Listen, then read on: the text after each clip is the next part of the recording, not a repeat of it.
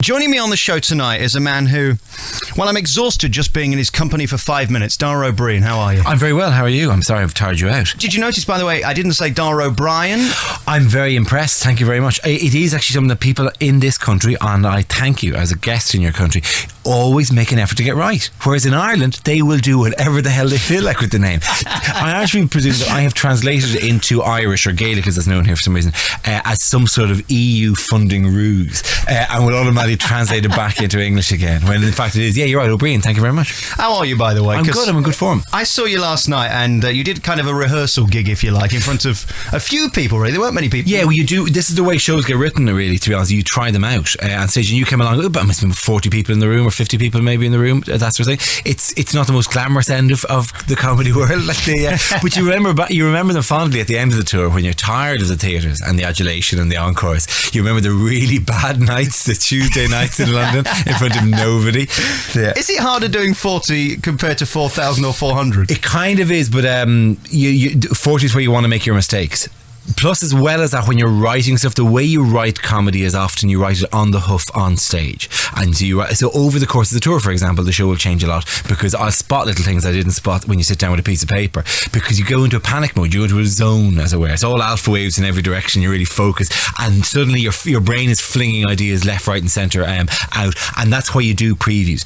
You could write the show out in a piece of paper, but it's nothing. It's when you get out there and you suddenly realise, oh my god, that actually doesn't work. That hilarious idea I had about home mobile phones being the new cheese graters, that's not funny at all. And so maybe this is and so but in the moment of panic, when this isn't working, something will pop out which actually does work, hopefully. That's the theory. What is wrong in your brain that you think that mobile phones are like cheese graters is funny in the first place? I'm not going with that idea didn't work. I tried it didn't work. Like whatever. I mean, you literally have sheets of things with, like, as I said last night, I have reams of paper with, what if the UN was entirely peopled by dwarves? Would it be better? Would it be worse?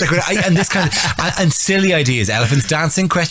And these things don't actually ever make it to a show. I'm laughing. Oh yeah, I know, because how stupid an idea that you would do an entire routine about this. My favourite example was, what about those things on doors that make them close automatically? Some of them are too fast and some of them are too slow. What's going on there? That is written down as my template of the worst idea you could ever possibly go with on stage. And you'd never do. See, when you're sitting writing this stuff, and this happens in all things, in television or in live, you think, oh, there's a funny idea, and then when you stand in front of a crowd, you suddenly go, oh, it's actually not that funny at all. I'm not going to go through with this. So the new stuff is always a tough bit. And by the way, don't take my laughing as a compliment. I'm very easily pleased. I have very low standards. You're my kind of audience member. Frankly, if you're the kind of audience member who laughs on the inside, you're of no use to me in my career. I don't need a kind of a contented, I am amused kind of people. I do actually need laughter. Is that the loneliest place in the world, when you do your funniest gag of the night and there's nothing? There is an arch sense of rejection. There is, and it goes beyond, especially if you're an actor and you do a line that's not and supposed to be funny, doesn't get a laugh. You can at least blame the writer or blame the script, or go, well, clearly Shakespeare's idea of comedy have not transcended time. But when you're stand-up, it's just you out there. So the acceptance of you is incredibly warming on a personal level, and the rejection is deeply hurtful. Remember that next time you see a stand-up. It's not just the jokes you're rejecting, it is actually them, the person you're rejecting. Is it worse than going up to a lady, being an ugly fat man like myself, and her going, clear off, you're just disgracefully it's disgusting? Similar. You know what, it actually is roughly the same idea, because you basically in stand-up spend 2 hours flirting with the crowd, going, love me, didn't you love me there? I'll say something that'll make you love me now, and you want to, and luckily I do long shows, so frankly I wear them down. I am like a long marriage in which eventually the wife will go, fine, alright, we'll go to your choice of restaurant or whatever, or I will offer myself up in bed, whatever, however filthy you want to go. I got 2 hours in which to make them love me, so I can generally turn it around at some stage. But it is exactly that level of crossing a room and going to a stranger and going hello and hoping it'll work. But hopefully as a comedian you go with certain bullets in the gun, which is your show. But you see, like my love life, I find at this point it's just easier to offer money and pay, and then you don't have to do all that. Couldn't you do that to your audience? Could I just, you treat them as whores? I'm not going to do that. Could I just go, here's some cash, go knock yourself out? No, I'm not going to do that. They're good. Besides the fact, they paid for me, so I am the lap dancer in this situation, not them. All right, we'll be back with Dara O'Briain, spelt Dara O'Briain, something like that. In a nutshell. We're back with top comedian Dara O'Briain, who you may not know yet, but let me tell you why I got to know him. You did something which massively impressed me, which was Have I Got News for You? Ah, yes, yeah. That's a hard gig. Now, that was one of your real first big gigs on TV in this country. Saying, a lot of people would know me, even if they don't know the name. I am that Irish guy who did a few Have I Got News for You. It's roughly how people know me, and then maybe off a boat with Griffiths Jones. It's a weird thing, a television career, especially given that, like, you know, independent of all that, I've been gigging like a fury anyway for years and working. I'm doing tours. Suddenly people go, "Oh, you're that guy who did that one thing once," and you go, "No, surely not just that."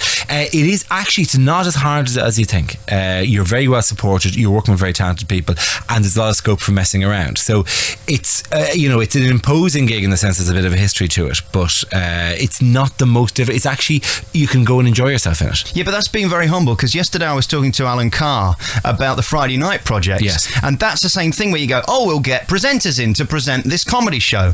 Comedy isn't that natural to people who aren't good at comedy. Yeah, and the tough one with that one, that kind of, the Friday Night Project always seems to be like an abject exercise in why don't we get people in who don't do this and show how difficult this is, right? By making them not do it well. Why don't we get Michael Barrymore on and just show that he can't do it anymore? Exactly. And then what would put with two young hot comics beside him whose audience it is, whose show it is secretly, but would flatter the people into thinking it's really your show this week. Like, God, it's just an evil trick, that show, in many ways. Alan's a funny man, isn't he? He is a funny man. He's very good if you want to give up smoking. He really hates that now, the fact that he's got a smoking guru. But I suppose there is a touch of that. But if you've been doing stand-up for years and facing tough crowds, frankly, the studio in Have I Got News for You, when you know that if I go dry at any stage, oh well, luckily Paul Merton is sitting over there and he'll pick up the baton and run with it. So it actually was fun to do. It's interesting because it's a bit like the David Letterman show and the Jay Leno show in America, where the crowd are kind of already there with you to laugh at anything, which is different to most TV shows, because certainly a lot of the crowds let the kind of comedians down in this country because they're not really behind them. It can happen. I found it happens in Ireland a lot as well, by the way, that the crowd are unconvinced of you unless they've seen you do well somewhere else, unless they already know you, and they won't. It drives you up the wall. We bring on a new guy on. We do a show in Ireland called The Panel, right? And we bring on people every so often, like Mike Wilmot, who's a bit of a comedy hero but not well known, and the audience going, well, I'm not sure, and holding back, and you're going, no, just go, would you please, just take a leap of faith. And occasionally happens with crowds that they can go, that they are more comfortable with somebody they already know. Comedy is a confidence trick, basically. So if you can cut to the bit where you already know I'm funny, then the audience go, oh, you're right, I do actually, I didn't realize it a second ago, but now I do, now that you say it, yes, and then they laugh with it. It's just weird. It is just Emperor's New Clothes a lot of the time. If you can basically create enough shiny images so that you can distract them into just kind of going, oh God, yeah, you're funny, without actually doing anything funny, and then you start. It's great. But you're right, it is tough sometimes, because you see people being tough on a guy that you've seen be funny a million times just because you're also going, well, I don't know you, and you go, oh come on, you don't have to know him, do you? It's just funny, so yeah, it's a weird thing. Audiences are strange things at the best of times. Are you frustrated that you're now in your mid-70s and you've been doing it for so long? And the last couple of years you've just had some TV in Britain and people go, oh, have you heard of this new comedian Dara O'Briain? It is strange. Let's correct the mid-70s things right from the off, shall we? Did I get that wrong? You're off by 37 years, right? It's grand. I've just passed 34. Forgive me, it was your name that distracted me. It was more the large, bald appearance that does it. People I've always looked older than I am, but no, but comedy, delightfully, is one of these things that takes years to build up a career. There ain't no Pop Idol version of comedy, because you have to learn how to do it. So everyone who does comedy, you pick anyone who's an overnight success in massive quotation marks, like Jimmy Carr, for example, 5 years of gigging before he became an overnight success. You have to learn how to do it, which means that you can't just fly by night in and be pretty and do it that way. So luckily, less in the uglier types of people like myself, it's great. But so it is a career that genuinely you have to work at. So I'm cool with it. Let it take as long as possible. Morecambe and Wise, 20 years of gigging before they went on television. That's it's one of the joys of it. How do I say this, Dara, without offending you? Because I'd hate you to walk out at this point, but it just seemed to me, and I'm the biggest love of comedians, I have them all on this programme, from Bernard Manning to you to Alan Carr to whoever. Yeah. And you're all a bit peculiar looking, aren't you, really? Okay, obviously, I am somewhere on the statistical graph closer to normal looking. Yeah, I would go with that. Yeah. What do you mean by peculiar? peculiar looking, in unconventionally handsome, is what you're saying, isn't it? Well, you never see like a Brad Pitt stood on stage doing stand-up. Somehow that isn't as funny, is it? It's not funny. Do you know what? You've actually put your finger on something there. People don't laugh at the really good looking guy. They never have. People laugh at the slightly weird looking, unthreatening guy.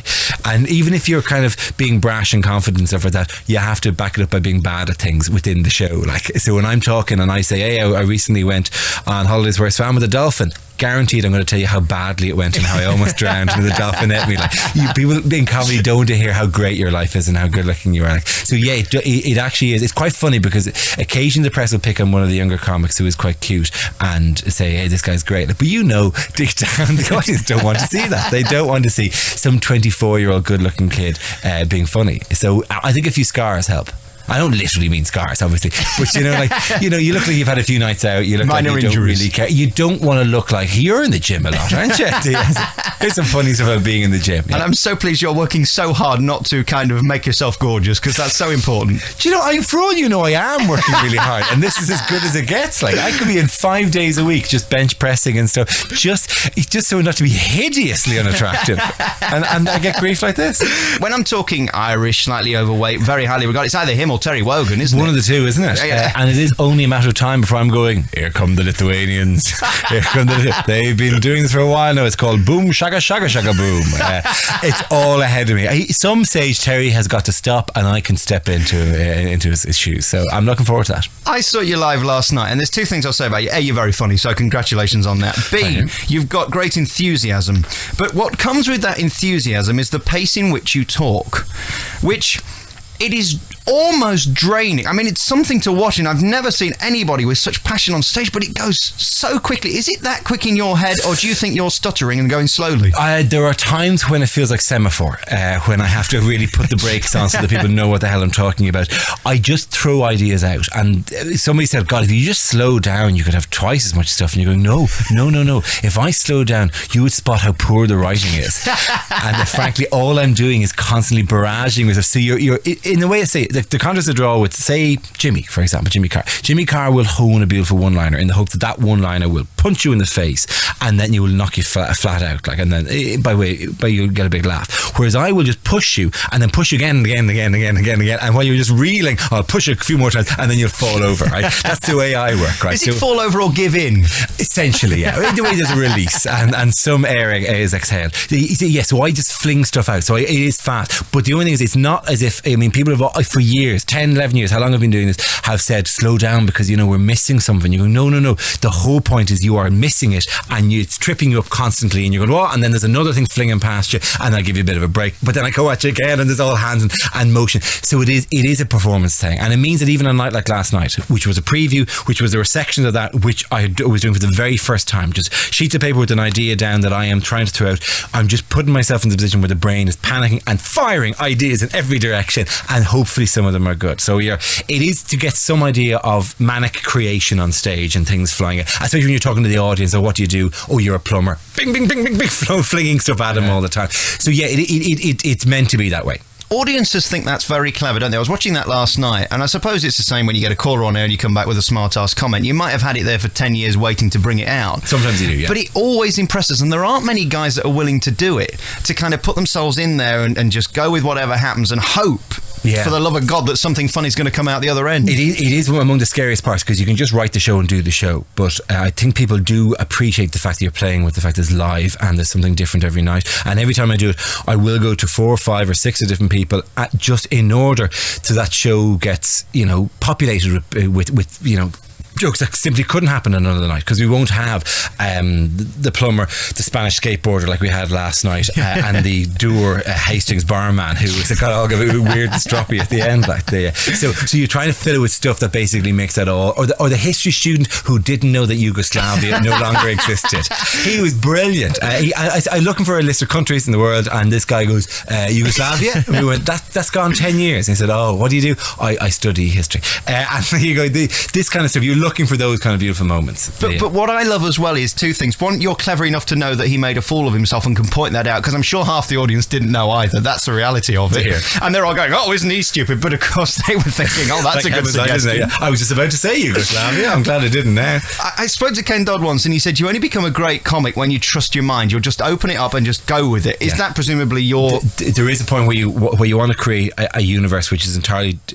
built by you and populated by you, and so that, in other words, when anything happens, you basically filter it through your head, and it comes out into your world in a cartoon form, and it observes your world's rules, like your man, and sending your man home with homework at the end of the night, like, you know, that's kind of stuff. So you do want people to go, I have stepped into this guy's front room, and he is just creating this whole world, and he's populating for us here and now. Yeah, you do want to do that. That's a nice way of putting it, Ken Dodd put it. Yeah, but then, man, Ken Dodd does 5 hours on stage, so frankly, he can talk, and you're getting there. I mean, that was only 2 hours last night. Yeah, but man, and I wasn't a point where I went, let's have an interval. Let's do another 2.5 hours afterwards. No. Very finally, the jokes that come that you've never heard before out of your head. I mean, how frustrating is it when you don't remember them for the next show, or do you remember everything? Kills you. No. There are times you wake up as well in the morning and go, God, 3 o'clock, I came up with something last night. Oh my God, I've forgotten it.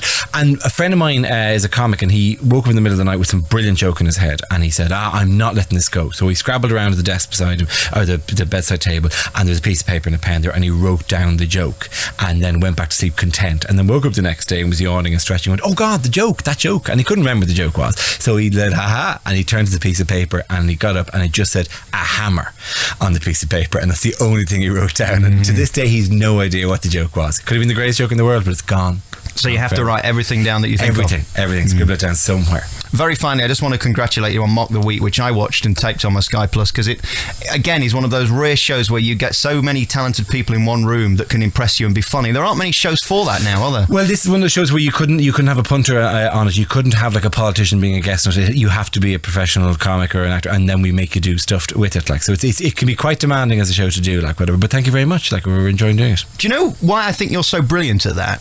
Okay. Because you're not showing off. You really hold back, because as a comedian, surely your instinct is to be funnier than him who said this or him who said that, and your job as the host is to allow them to be funny, and you just keep it together. There is a touch of what you want to do is, however, do enough showing off so you get spotted, and yet look as if you're controlling yourself. I tell you, Dara could do much more, but he holds it back. You don't know that I'm chucking everything out, and that's the only stuff that gets into the edit. The rest of it is just rubbish. Like. But thanks for taking it as a good thing. Do you know what I mean, though? I mean, it would be very easy for you to start interrupting here, there, and everywhere. And the comments that you do give are very funny, and they leave them in, which is nice for us to see. But it's great that as a comedian, because most of those comedy shows aren't really hosted by comedians, i.e. Angus Deaton, who did Have I Got News For You? He isn't a stand-up. No, he's not. He was never a stand-up per se. And it is a certain kind of type of skill, but the key is to roll it along so it looks as conversational as possible, while at the same time chucking in a few ideas. And I'm all in favour of taking an idea that a guy says on one table, embellishing it, and hoping that someone on the other side sticks another thing on top of it. I mean, tonight,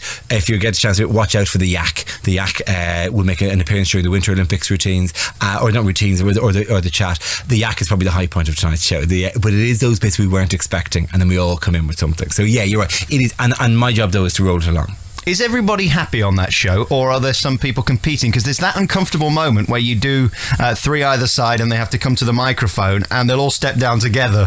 I mean, is there a little bit of edge there? There is, and there are times when 2 of them go at the same time, and one has to step back, and then you're going, God, I hope mine is better than his now, because we're both going at the same time. Like, I haven't lost the audience that one. But a bit of competition doesn't hurt in comedy, I find. Not in a kind of a Simon Cowell, we will judge you way, but you know, we should be trying to outdo each other. Dara O'Briain, congratulations on Mock the Week. Coming back for another series? We don't know yet. We're still in the middle of this one, so let's get this. We think so, but we don't know. I hope so, because it's a great show and very funny.